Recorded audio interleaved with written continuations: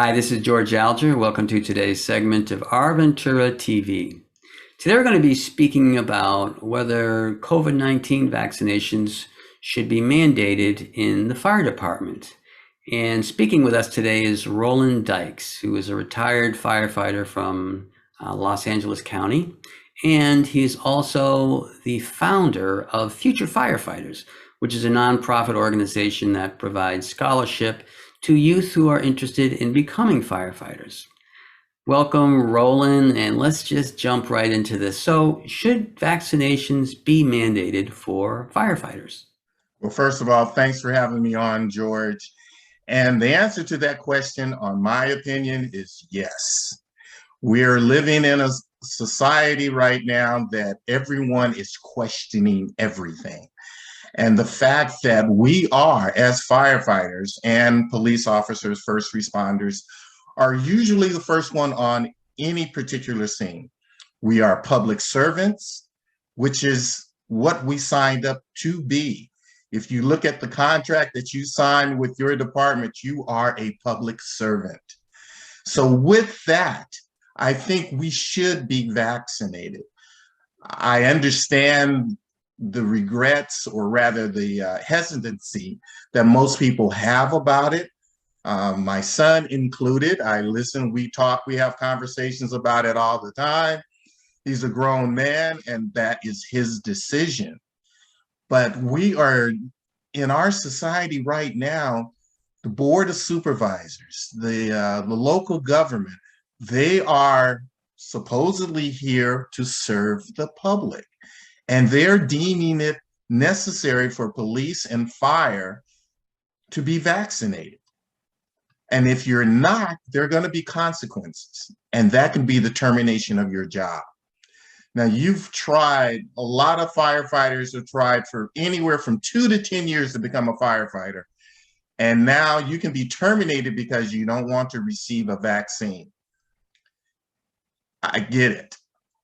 If that's something that you are willing to pay the dues for, go ahead. I hope you have something else in the background that you can fall back on.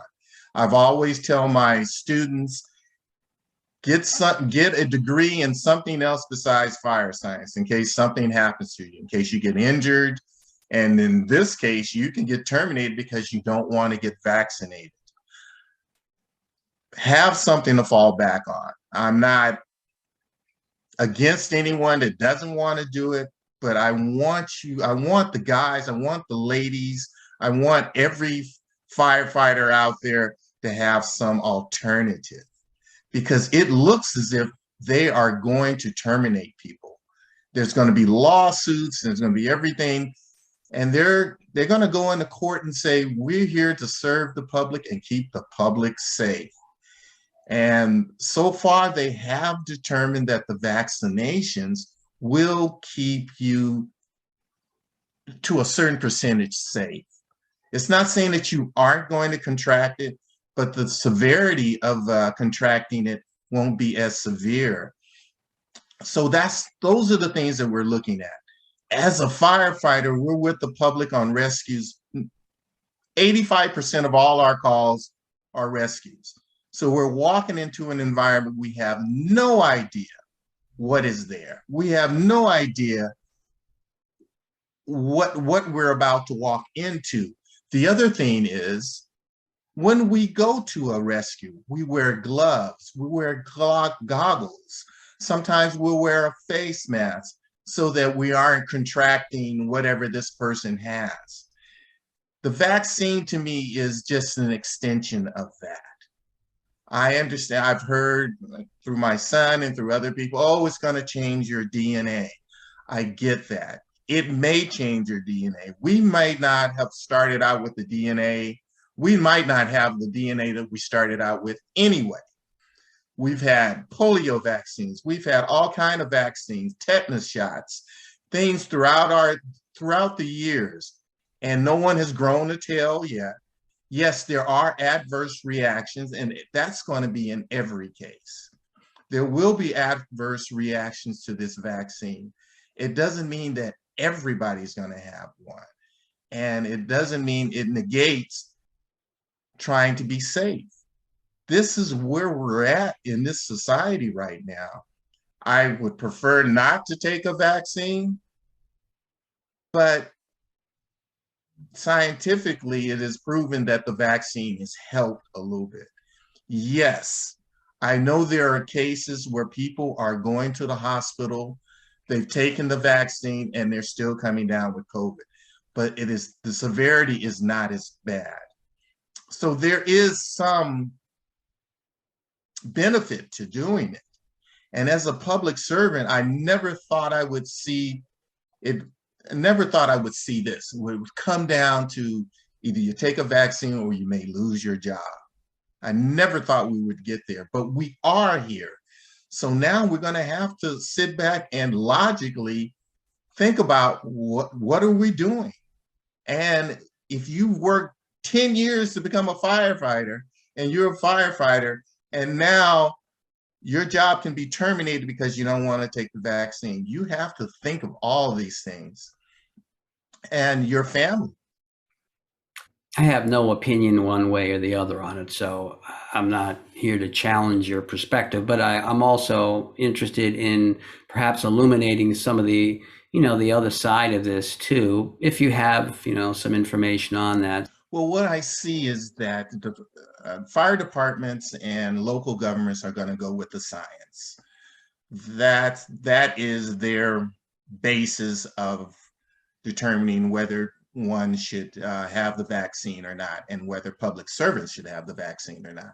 So they're just going with the science.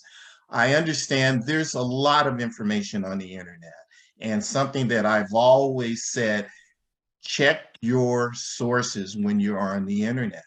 Make sure that they're creditable.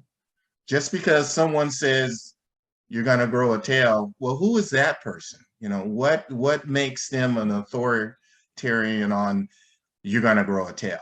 Check your sources. If you're satisfied with it, and if you've checked 3 or 4 sources and they all say the same thing, there could be a good possibility that they're right. At least they're on the right track. But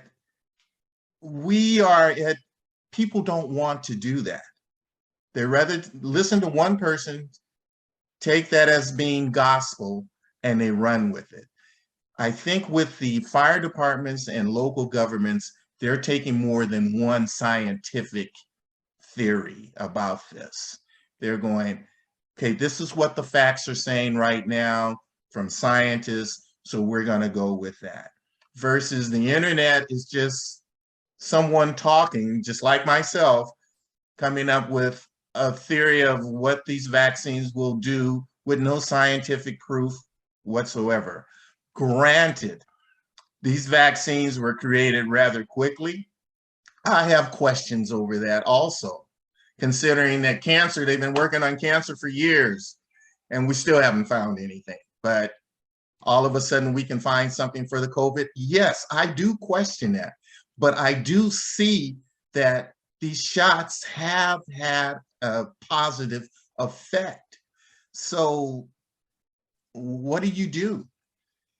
For firefighters, we stay in shape, which helps. They'll scientifically, they've proven that if you're in good physical condition, the severity of the virus is a little bit less. So we stay in shape. We try to take all the precautions we can. Yes, we do wear gloves, we wear goggles, and we're trying to protect ourselves. But if that virus catches you, and I've known some firefighters who were down for 2 to 3 weeks, I've known some police officers that have passed away from it. It can happen. And there have been a few firefighters that have passed away from this also. So this is a completely different virus. It is a super flu, if you want to call it that, because I've heard it called the flu, but it's much stronger and deadlier than our regular flu that we have every year. Okay, well, Roland, thank you very much. We're out of time here, so we got to wrap things up. I really appreciate you sharing your perspective with us. This is George Alger signing off for this segment of Our Ventura TV. Until I meet again.